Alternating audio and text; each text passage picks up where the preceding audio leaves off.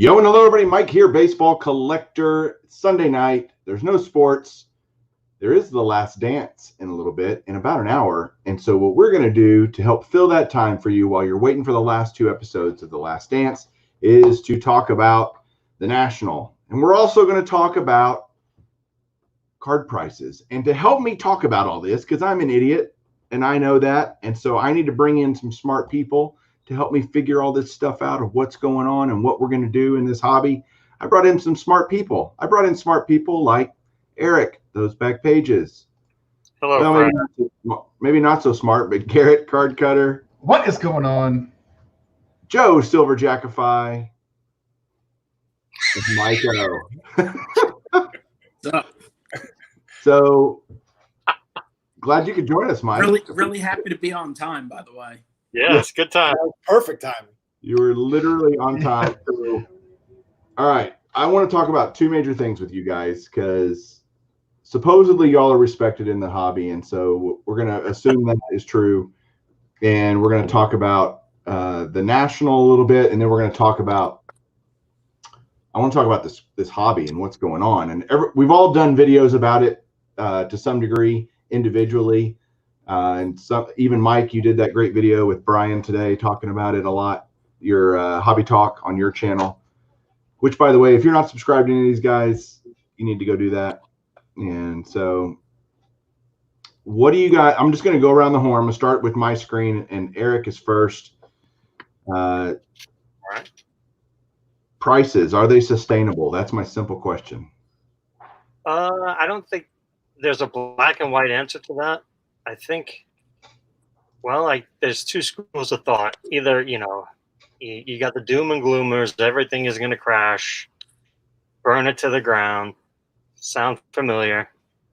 Like the topic about a year ago. But I don't know if they're sustainable, but I certainly know they're not going back to the way they were 6 months ago.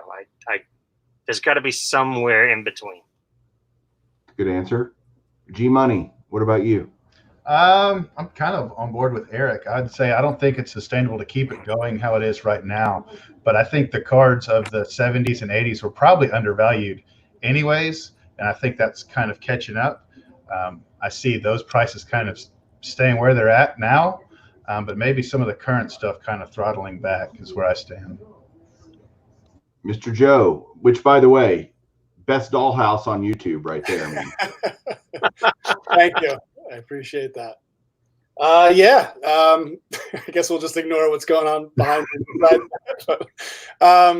Yeah, I made a video this morning of some of the cards that have been going crazy, and I don't think that Brian Taylor Topps gold cards are going to go up 7 times over every single month. But I don't know if you guys think about compared to, like the late 80s, early 90s when, this was more mainstream, there's a huge room for it to grow still. Like there's still a lot of people that could still come into the hobby. But I also, after I posted that video, there's a lot of people that also were, telling me you need to sell right now based on the prices that things are at right now. So I'm not sure. It's hard to. I don't think that cards will continue to rise the way they are, but I think there's definitely still opportunity for our community and for baseball cards to become more and more mainstream. Mr. O. I think it's a complicated answer. I do agree. I think Eric kind of said it really well to say there's different possibilities. It can't exponentially grow the way it has. It's just not practical. Or in 6 months, the only person who can collect baseball cards will be like Bill Gates, maybe that Amazon clown. That's just the reality of it. There's still so much uncertainty in terms of the economy that I would definitely be cautious. I wouldn't necessarily recommend people go out and spend exorbitant prices for some of the cards that have quadrupled, that may double again in a few weeks. But there's no doubt that the hobby's been growing for a while, for years. And this was coming in terms of popularity, for sure. And especially with more and more influencers, if you want to call them that, and that can be anything. That can be a guy like Gary V, who's not really, he does and has a history with cards, but he has a popular channel that's not based on cards. Or if it's someone like Phil Hughes and a channel like that, someone who, again, he's obviously known now in the card community, but he is known beyond that. He's still more popular beyond that. And that's going to bring more and more people in. But when you have the Wall Street Journal and Sports Illustrated and all these places talking about cards, that's just going to bring more people who aren't currently involved in cards into the hobby. And especially when it's being seen by many as an investment business. Like, as popular as cards are right now, and obviously we've all been in this hobby and this community for a while, it's not even close, in my opinion, to as popular among the common people out there or in pop culture as it was in the late 80s. So there's a lot of room for growth with that, but there are some possibilities that could lead to, you know, problems with the hobby in terms of economics and such. So it could go either way, if that gave you anything at all.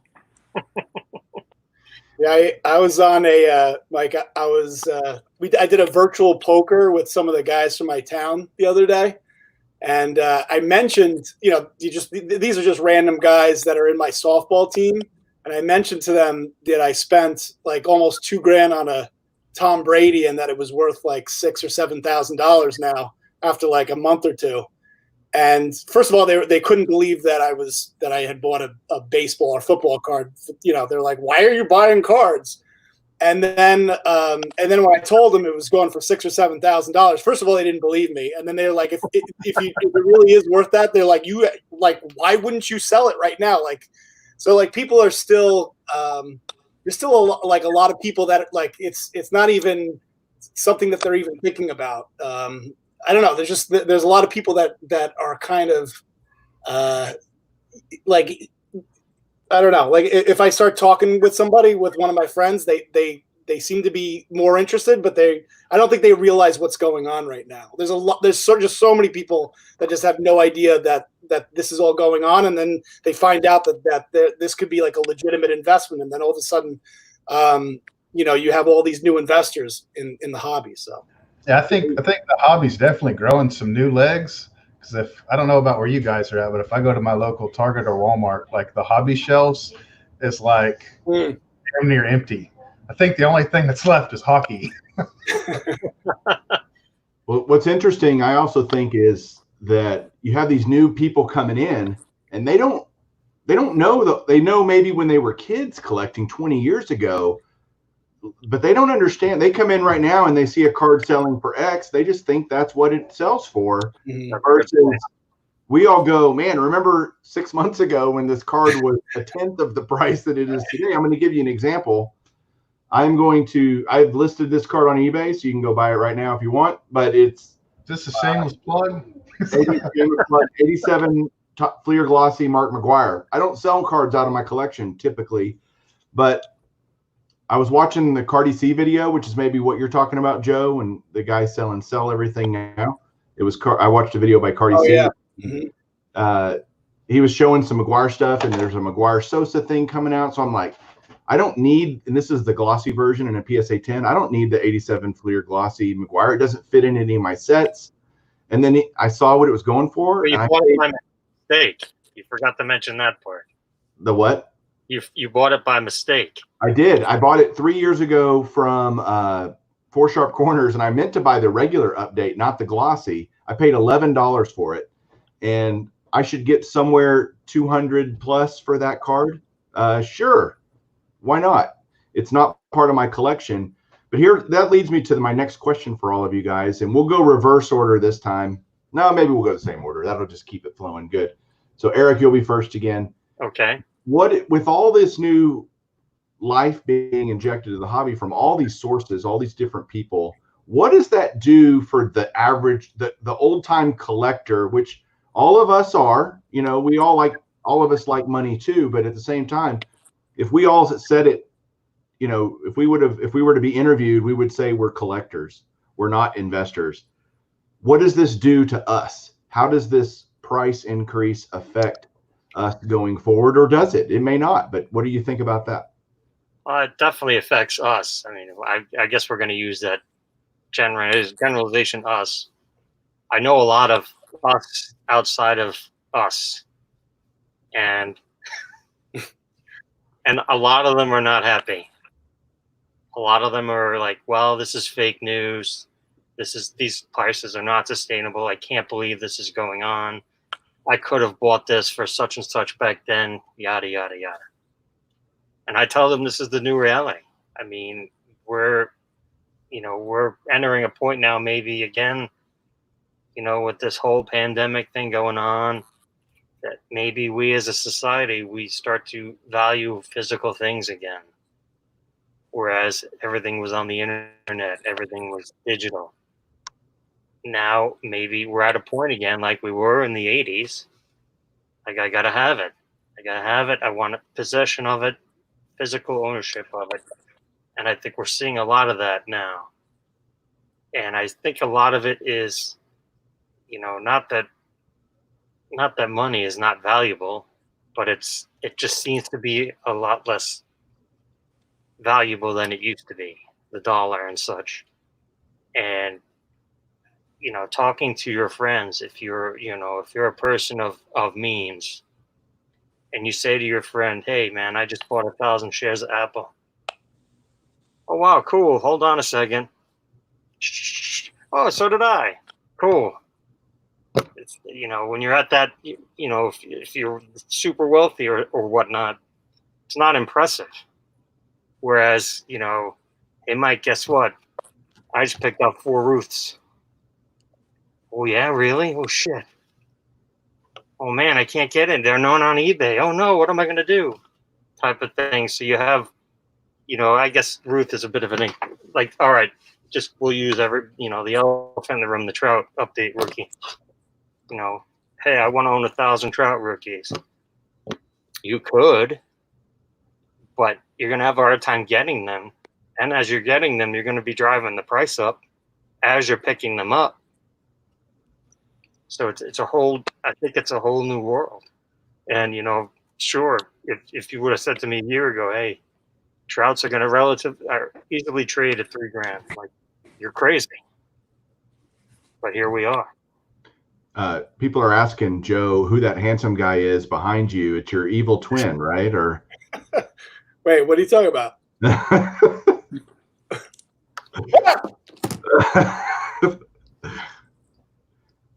No, that's me. Stranger danger. That's when I was 40, a lot younger. Garrett, what do you think? Okay, my answer is going to be a lot shorter than the Oracle's. For me, it just changes my impulse buys. 2 days ago, it just came to me that Bob Cousy signs TTM. And so I was like, you know what? I'll go buy a Bob Cousy rookie card. No. And I went to eBay and I was like, that's $350. No, thank you. And then I go to sold and go back a while. And, I missed the boat by about 3 weeks when they were 175 selling, so it just changes a lot of the impulse buys that I do. Good point. Joseph? What's the question? How is this going to change the way you collect, or is it going to change the way collectors view the hobby? What do you think? This whole thing going on. Will it change the way I collect? Yeah. Obviously right now I think it's kind of crazy to buy. It's just like, I'm not paying the prices, the like $650 for a Jose Canseco and a PSA 10. Like that's just ridiculous. And there are cards just like that were on my wish list. I can tell you right now, the Bonds Tiffany is now, like, it's on my wish list, but right now it's put aside. The McGuire Tiffany is just, so there's certain cards that, but the beauty, I guess, of collecting is that there might be certain cards that now I'm not going to focus on anymore because I think that they're overpriced. but there's a lot of cards out there that I think are still undervalued, actually. And you just have to be smart enough to know where those cards are. And I mentioned it that I think that there are a ton of vintage cards that are really undervalued. And then, and even with, some of the modern guys that, people aren't paying as much attention to, that, over the last year or two, maybe they had an off year. Could be a great opportunity to buy some guys that people have just completely forgotten about. So I don't know if it changes the way it just changes the types of cards that I buy, I guess. You're getting asked, Joe, where'd you get your YouTube name? Oh, that is from a cartoon that my brother and I did. We wrote a cartoon. We did like 3 half-hour cartoons, and one of the main characters was this guy Silverjack, who was the main character's grandfather. That was just this kind of, I don't know, he's out of his mind, and he was just like he was the comedic relief of the show. And anybody that I showed the cartoon to, they're all like, more Silverjack, more Silverjack, more. And then so when I created the YouTube, when I created my YouTube channel, I wasn't thinking it was going to be a baseball card channel. And I just called it SilverJackify because all my friends loved the Silverjack character. So that's where that comes from. Well, I like the Silverjack character here too. Hey, Mike, answer this question when you try to answer the other question. This is from Reese. What do you all think the PSA 10 McGuire will be in 1 year? I guess maybe he's talking about the 85. 87. Or the 87 or the who knows. But has it changed your collecting, Mike? What are you doing different? Where do you think it helps or hurts collectors? It certainly hurts collectors because, well, everything's more expensive. I think for me, it's definitely, you have to be more selective. You have to contemplate your purchases a little more, going back to what Garrett said with, less impulse buys. I think you have to probably, in most cases, maybe be more willing to accept something of a lower grade if you're going with graded cards, because there can be substantial savings for sure. So, I mean, those are all factors. Obviously, the price is crazy, but I think the whole card market is a little hard to predict right now. So if I had a bet, I'd assume the McGuires would be down a little bit from where they are today, and they'll probably rise a little bit first. But who knows? I mean, I just don't know what to expect. With baseball, there's a few looming factors that worry me a little bit about the, card market. They could have a negative effect. Hopefully that wouldn't come to that in terms of, whether they play this year or not. That could be a factor. The whole bargaining agreement. Like if things don't go right with those two, that could be not good for the card market, the baseball card market, specifically with modern players. And I think right now, for me, if I'm looking at make a purchase, I'm definitely looking closer at vintage more so than the others. I mean, the 80s and 90s is booming so much, it's hard to justify some of the pickups unless you're in front on a player who hasn't quite exploded yet. And very modern, and I mean, I guess by PSA's new terms, ultra modern.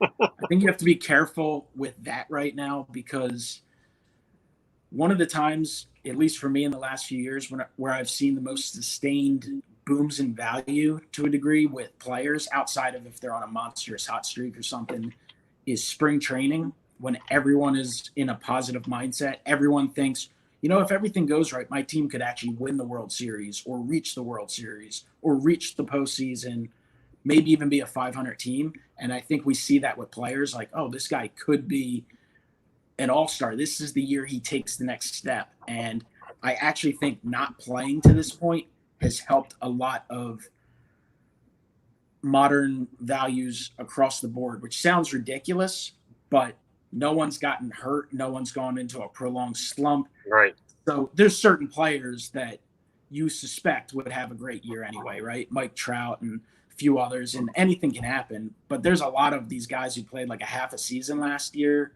whose values have just continued to rise. And it's kind of like, what have they done since they came up to justify that? Like Keston Hiura is an example I've been using, like really good young player, but why have some of his Topps Update rookies been selling for $100 outside of the fact that there's less PSA 10s because of the shutdown? But of course, SGC has started to come on the market, but a lot of those are selling a little higher. I mean, part of it's this flipping investing thing that's sort of taken over YouTube and the hobby in general to a degree, where everyone is buying to sell to the next thing. So everything's going up. But modern's where I would be most cautious. I heard something I've never seen in a chat or any YouTube video ever, and it's this. Somebody said that Pepino made a good point about something. Like, that's pretty impressive. Good job, Caesar. He can take it. We're buddies. It's okay. Okay. Next topic du jour. And are you answering the question or not? Well, yeah. Quit shining the light on us. All right. For me is yes, but I'm still finding deals. I'm spending I spent in the last month about 10% of what I normally spend in a month. Thanks, Ranch. That's right. And that's the reason. My money's going towards other things in my life, and that's cool. I mean, but I'm still getting a lot of stuff. I'm still finding, all the Don Suttons that I want, no problem. And so, no, I'm just saying there are still things you can still find deals out there if you look. You just got to avoid the Trouts, the Acuna, the Jordans. Stay away from all of that stuff. There's plenty of other cool stuff to have in this hobby. And for me, that's what being a collector is all about. If something you get priced out of something, I can't remember who said it, maybe Garrett or Joe or I can't remember. You buy a lower grade maybe than you would expect it to. Yeah, Mike said that. Mike. So that's happening some. I'm now going, okay, I want a little bit less of a grade. But that's I keep getting texts from everybody. Joe is obviously getting the Dick Perez Diamond Kings. You could probably still get them at an okay. Exactly. On the autograph side, you haven't seen the huge explosion on the autograph side at all. There is no investing in autographs. Yeah, y'all remember that. So don't be dipping in my Kool-Aid. That's right. So what's funny is during this boom, the craziest time any of us have ever seen, and 40 years in the hobby. Eric's been doing it 40 plus years. Garrett's been doing it 20 plus years. You guys have both 20 plus years, right? So lots of cumulative experience here. And they're not going to have a bloody national in July. Like, it's like, oh my God, like how crazy would it have been if everything was relatively, well, first of all, if things were relatively normal, I don't know that the card world is this crazy, but even there was already a lot of momentum, a lot of things happening, and there's no national. So for everyone that doesn't know, the national is the National Sports Card Collectors Convention. It's being held this year in Atlantic City, New Jersey, armpit of America. And it is sorry, I've never even been there. Why would I say something like that? I'm now banned on the Atlantic City Chamber of Commerce, but so I might not be going to the national, but they've moved it to December from July. It's going to be December 12th through the 16th, which is weird because it's a Saturday through a Wednesday. And I know Eric has some cool opinions on what that might tell us about those dates. So I want to go around real quick. I want a one-word answer, and then we'll elaborate more. Will the national happen in December? Yes or no, Eric? No. Garrett? No. Joe? No. Mike? Well, I'm going to go maybe. I mean, I'm leaning towards no. You said one word. I wanted to say doubt it, and now I went way beyond those two. I might be banned. It's so unlike you, Mike, to go beyond just a one-word answer, but my answer is no. I don't think it's going to happen either. So why are we even talking about it then? And the reason why I think it's important to talk about is because now what happens next year, if they don't have it this year, if they end up canceling it, which we all think they're going to do just because of what's going on, does it happen next year? I mean, we don't know what, if you would have told us 3 months ago that this world would be as crazy as it is, nobody would have believed you. And so many things were being canceled and blah, blah, blah. We would hope that everything would be kind of solved by then. Does no national hurt the hobby long term, Eric? What do you think? No. Are we doing one-word answers now? What are we doing? No, you can answer. Just maybe talk about the national or what you think, and Well, we'll go around the room for that. No, I don't think. Well, obviously, I don't think they're going to have it this year. And I think, like you had mentioned, they announced those December dates. I think it's an insurance play that they have to attempt to have it to meet whatever specifics they have with their contract or whatnot. As far as it not happening, it's very saddening. I mean, it's, at least for myself, it's something I look forward to every year. You know, seeing you guys, seeing everybody else out there, meeting new people. You know, I met more people last year than I've ever met before, and I wanted to meet more this year. But will I think no national this year hurt the hobby? No, because I think a lot of us are in the same boat. I mean, we'd all like it to be happening, but we understand why it's not happening. So you combine that with everything, the crazy that's going on right now in the hobby that we've already talked about tonight. I think it's just gonna, I don't know if it's gonna carry the momentum more into next year. I mean, that works twofold. I mean, for three of us here, the two fellas below me, we take the vehicle, we go right to AC. It's easy. You know, for Garrett and Mike, they fly.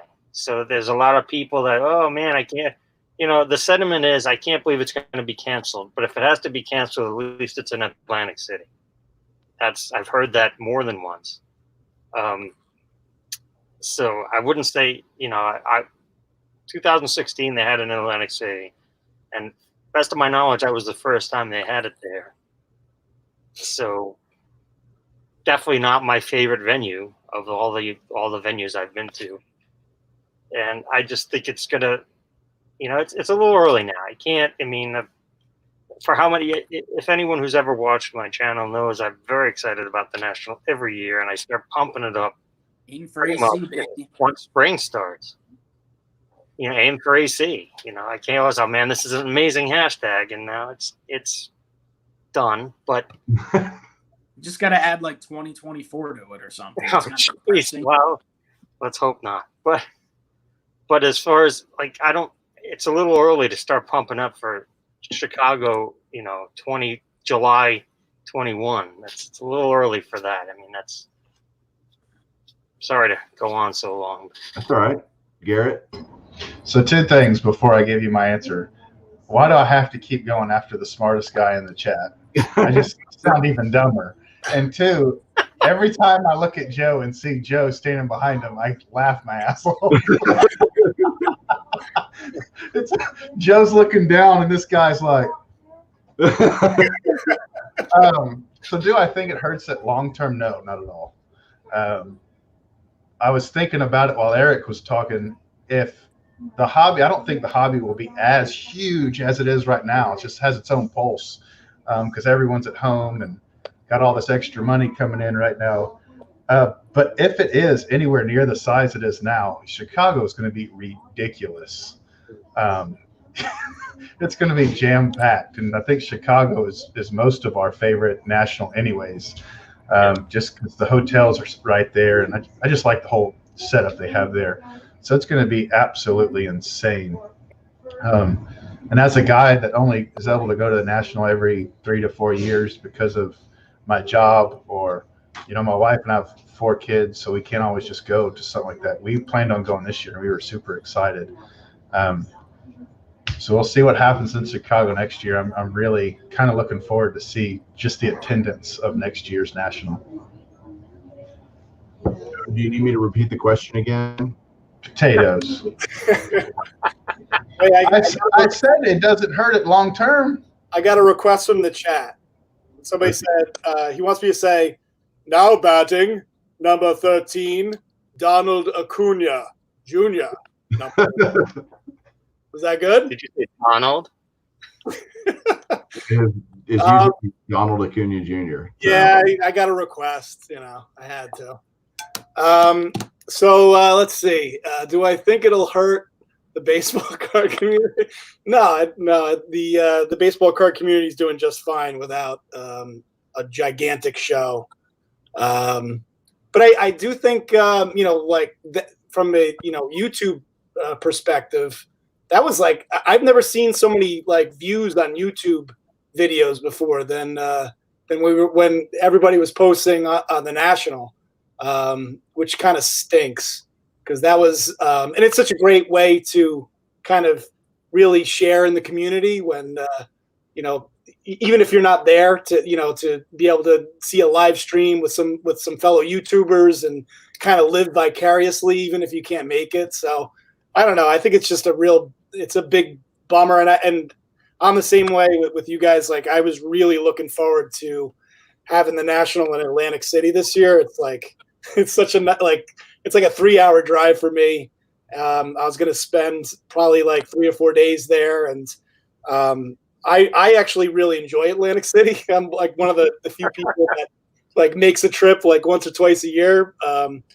And it's kind of depressing there, to be honest with you. Just every year, there's just less and less people. I don't even know how Atlantic City is going to stay alive over the next couple of years, but that's a whole other conversation. But yeah, I don't think it'll hurt the hobby, but I'm just keeping my fingers crossed that there's going to be a National in Chicago next year. But take it one day at a time, I guess. Miguel.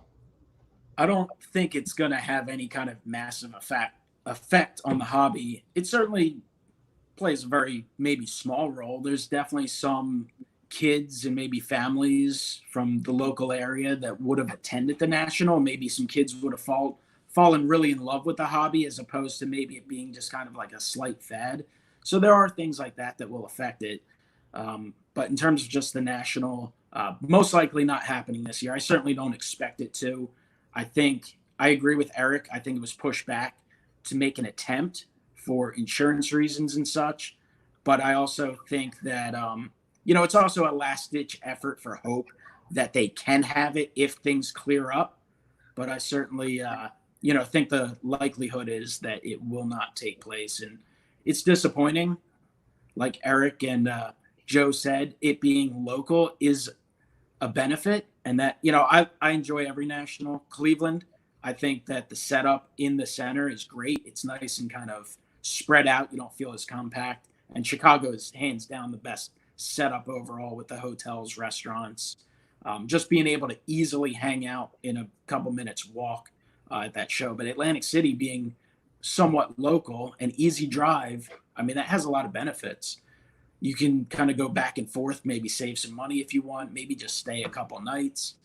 And you have way more buying power because you can kind of load up on great deals or tons of blaster boxes or hobby boxes that last day. You can really take advantage of those final minutes where guys are like, all right, I don't want to bring this stuff home with me. And so I'm willing to take a substantially lower price to unload it. That's a big advantage. You don't have to catch a flight. You don't have to bring it with you. So all that's really disappointing. And definitely this year I hadn't made concrete plans yet because I knew I was going to be mixing up what I did. I was going to go there and stay for a few nights so I could hang out with everyone. But I was also definitely planning on taking a ride down with my dad for one day, which would have been a lot of fun. I know he was looking forward to it, and he's absolutely never going to travel to Cleveland or Chicago or any other National. So knowing that that's not going to happen is definitely another disappointing thing. And, while in today's social media world, we can do these videos with 5 people live. And of course we can chat on via text or messenger, all that stuff all the time. It's not the same. And you're going to miss out on all that exposure to new people or getting to know people a little better in person which is to me by far the best part of the National Sports Collectors Convention that hopefully we get back to at some point. Hey, do we know, have they canceled or postponed the East Coast National? I have not heard. Because I think the first major card show that happens after all this stuff is going to just be insane. And it's going to be important, right, for determining. It'll be really cool to see. Yeah, can this even work? The Philly show hasn't done anything yet. They have one scheduled for September and December, like a week or two before the National. They haven't really mentioned anything yet. So I'm sure that's, despite it being a fairly good-sized show, it's obviously nothing in comparison to the National. So I'm sure they have a lot more time to make that decision. Well, I do want to announce this for everyone. Joe has offered his house to host a national. If we all just want to come to his house, we can only have 4 people in the house at a time due to COVID. But that's actually surprising, because honestly, what I've been assuming was going to happen. This is just my assumption, but I figured since things were more opened up in Texas, and you just bought a ranch, I figured you had guys working around the clock on that ranch, building a large arena for us to host the National. Yeah, there's a lot of people on that dude ranch. I thought that's why you bought the ranch, to be honest. That's what I've been assuming all along. Yeah, that's interesting assumption, and that's not going to be happening. Julie would not. She'd have to be cooking all the time for people. I mean, come on. Now, having Texas is going through a spike, so not that I've seen things are. I'm going to tell you guys, Texas is relative. I have literally not worn a mask for 1 second of this entire thing yet. I haven't worn a mask at all once, and haven't felt, don't have to, don't want to, and if I get sick, I get sick. But nobody here, it's not really, there's not the overwhelming of the, now people are just going to call me stupid, which is fine. It's not overwhelming the hospitals here. It's not a big deal in terms of, and people are sick, but it's just not, people are doing normal stuff. And I'm just glad Eric's between me and you. You don't, yeah.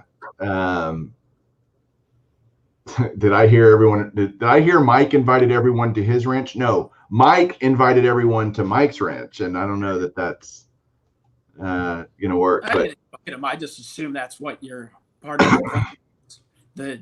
You were going to take over for the National. It was going to be Baseball Collectors National Convention. Maybe nice. Starting in 2022 or something. Wow, that would. I need to get Garrett out of the Navy so he can come run it, and we'll have our own show.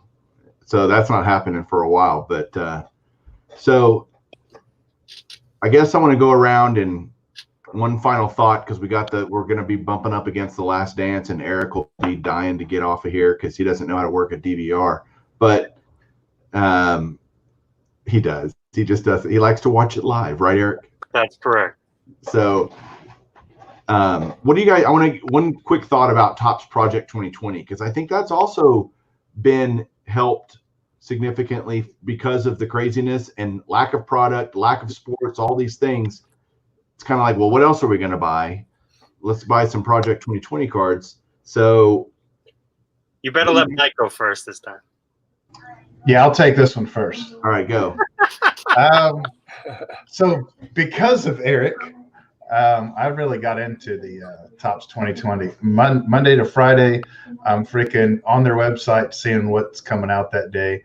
I've decided to do the entire Nolan Ryan run. I was born and raised like 10 minutes from Alvin, Texas, where he's from. My parents actually live in Alvin, Texas now, so he's kind of near and dear to my heart. So I think it's awesome. I wasn't on board when it first came out. I thought it was absolutely ridiculous. But I've totally changed due to the Oracle telling me to. Joe, have you bought any of the Jeters yet? Yeah, so far I've only bought this card so far. Let me see if I can get this. There we go. There's the Trouts. Nice. 2020. I got the medallion one coming soon. The Trout. You know, I'm kind of the same way as Garrett. Like when it first came out, I thought it was kind of lame, and I saw the there you go. It's funny because the Ermsey Trout, the one that's gone crazy, I think is one of the ugliest cards I've ever seen in my life. And then and then there's like a Bob Gibson that I showed on my channel that I was just like, wow, that is one of the ugliest. And I think that card's like selling pretty well too. So it's like the worse you do, the more valuable.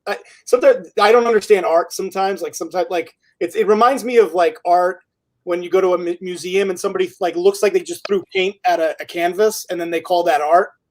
It's sort of like, you know, like that in some cases, but that's part of that's what I think is kind of cool about it too, is that like you got 20 different artists with all a different approach to you know, these iconic cards, and it grew on me. You know, at first I was like, I don't want anything to do with it, and then now that I picked up a couple of Trouts, I'm kind of taking a closer look at them, and I think they're doing it through the rest of the year, so it should be some stuff to look at. Garrett, tell him your Ermsey Trout story, because it's just a testament to how. So me, Eric, Mike, and a couple other fellas, we chat 2-3 times a week on StreamYard, just us, just shooting the breeze. And I was talking about the Ermsey Trout, and I had some money at the time because of a deal that went bad. And I asked Eric, I'm like, man, should I buy this Ermsey Trout? And he was like, buy it. Like, quick. He was like, buy it. I'm like, dude, it's like $250, man. So I was like, no, I'm not going to buy it. Well, we got off the chat and I bought one for $250. Well, by the time I bought it and I got it in the mailbox, which is what, 4 or 5 days later, they were selling for $5.25. So I posted it for sale as soon as I walked in my house from the mailbox. I went upstairs to shower and I came down and I already had money in my PayPal from someone that bought it that fast. That's just a perfect example of how crazy the baseball card market is right now. Yeah. It's not just the Ermsey. There's like cards like, you know, 2 weeks will double or triple in value. But that's, and what's funny is you just have no clue what the card could be. I mean, it could be anything. The freaking Dwight Gooden rookie card, the wallet card. Who knows? You know. Mike, I haven't seen any on your channel. Are you picking any of them up? The first one I actually ordered was the Ben Baller Trout, which that hasn't, I guess, shipped yet, or at least I haven't gotten it. I mean, I remember when like I got that first email and I was looking at it and I was like, oh, this is interesting. I mean, I'm all on board with Topps doing their on-demand products. I know a lot of them aren't the most popular thing in the hobby, but you know, the more different things they can put out for people, you know, something's going to stick, and it's just more options. And you have a chance to get in pretty early at good prices. There's a lot of these that I agree with Joe. Like, I just don't get. Just some of the art selections just aren't for me personally, but there's going to be people who like them all. And obviously it's taken off. And I think the escalating prices is only going to drive it to continue to do really well through Topps right now. So it's interesting to follow, but yeah, if you told me like a month ago when I first saw that first Trout that it was going to be $500-$600, I would have told you were nuts. But, you know, I also didn't think McGuire rookies would be, you know, thousands of dollars. And right. Or the Ken Griffey PSA 9 that I sold for $100 like a month and a half ago would be $300, you know, real quickly either. Like, you know, things are just nuts. And I also never thought that 2020 Topps would be like almost $200 a jumbo box in mid-May either, but that's the reality we're living in. I ended up buying the Ermsey Ted Williams, which I actually thought was kind of a cool card. The way his style is really weird in general, but I loved the Red Sox guy swinging and like all twisted around, and I think there's some cool things, and I think the artists, now that they're seeing cards come out, are going to get even more creative with their design.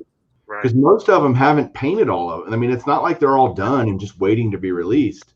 This is a very kind of malleable thing. It's all happening very fluid situation. And like Blake Jameson just he's doing his McGuire's dropping on Wednesday. Is that right, Eric? Yes. And it's going to be totally badass. It's going to melt the internet. It's going to be really cool. And it's because he was thinking about or seeing other cars and going, oh man, I can take a little more creative license. I can be a little more, I can just start doing different things. It'll still feel like a Blake Jameson card. And a lot of the artists have very similar themes with their cards, but it's really, it's pretty amazing to see what's happening with that. I'm going to ask one last question of each of you, and then I'm going to shut this down so that everybody can go watch The Last Dance, and it won't be so long that maybe people will watch it later on replay. If they do have the National this year, and it actually holds up, I mean, we're still 7 months away, so a lot can happen. If it happens, are you going to go? Yes or no, Eric? I'm going to have to be determined. I can't give you a yes or no answer. Okay. Garrett? Absolutely. I'll be there. Joe? It'll depend on whether my wife will let me at this point. Lamest answer I've ever heard about any question. No. She may not let me back in the house if I go to the Hey, it's worth being quarantined for 2 weeks if you go to the National. It might be. I'll have to determine. But yeah, to be determined, unfortunately. I don't know. Mike? Echo Eric with to be determined, but I have that luxury for being Right. that I just kind of drop things and just be like, oh, well, the National is happening and it's in 4 days. I'll just drive down there. So Yeah, same. I don't feel any kind of pressure. If it was in Chicago and I would have to book flights and hotels, I think I would probably be a no. But the fact that it is pretty easy, if it happens, I would say likely I would at least make, a 1 or 2 day appearance. So I would be an absolute yes. I've already moved my flight to those days that they've changed the National to. I've already done that.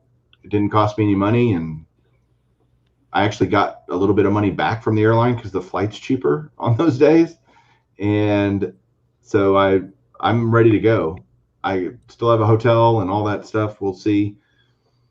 I'm going to go if they have it, I guess is my simple answer. Hey, down in the chat, right? If you're going to go, if where you're at on this answer or this question. And I did not get to speak about Project 2020. Oh, I'm sorry, Yeah, Eric. I waited the entire time for Eric, and then I was like, oh. I know. I'm sorry. Free. I forgot that we skipped you and went right to Garrett Right. for his stupid answer. So we.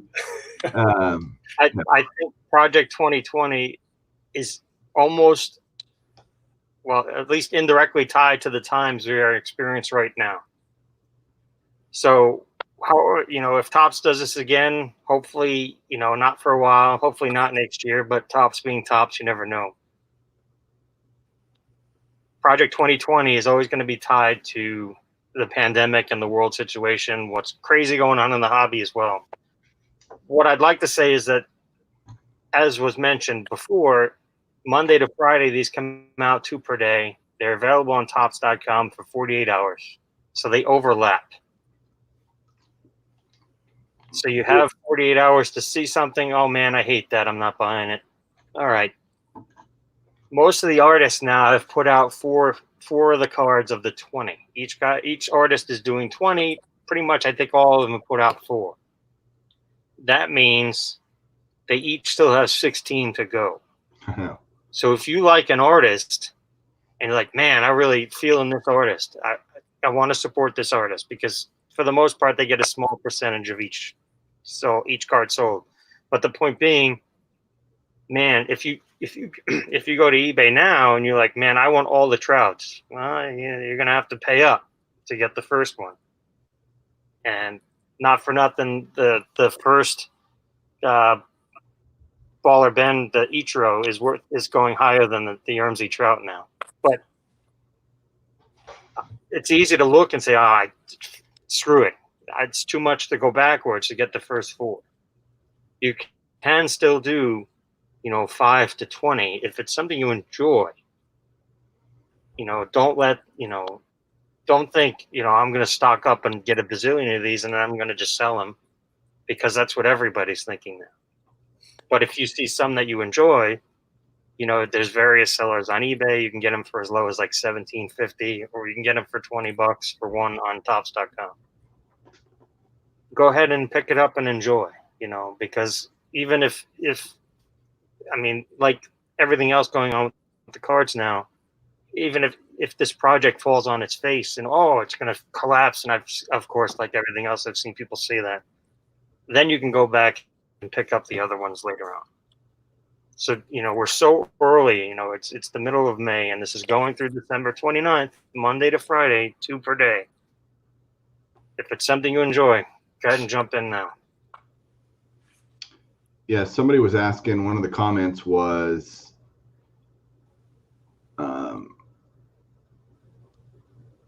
is there a reason why they select certain regions to host? And the simplest answer I'll just answer is they have long-term contracts with these venues. They have to have certain numbers of hotel rooms. There's a lot that goes into the planning of the National, and so they want to have that locked in. And so it just kind of rotates between cities that are willing to do those long-term contracts, those far out, multi, year contracts. And Chicago and Cleveland have been on the calendar, for a long, long time. They used to do Baltimore and used to be in Texas too, but they are pretty much East Coast based, or at least Midwest to East Coast, and they'll stay that way for the foreseeable future. There's no reason they should change or will change, in my opinion, and that's the simplest answer for that person. So, hey guys, thanks for coming on and talking a little bit about all this stuff. I know there's a lot going on. We're all kind of just enjoying the ride, I think, and being a part of the hobby in this great time. It's cool to see it this way. It's not as cool when you're trying to buy stuff that you really want, but it's nice to see people excited about the hobby. And YouTube is really, there's a lot of people doing lots of great content, and so it's a whole different world that we're in. It's just a crazy time, and we all say that, and it's true. So, Eric, thank you. Thank you, Mike. Garrett, thank you. Yeah, thanks for having me, man. Joe, thank you. You're welcome. And Mike, thank you for being here. Thanks for having me. We'll catch you guys soon. Does anybody want to say it for me so I don't have to say it? Keep collecting. Where's Joe going to hug himself? You want to say We'll catch y'all later. Keep collecting. Peace.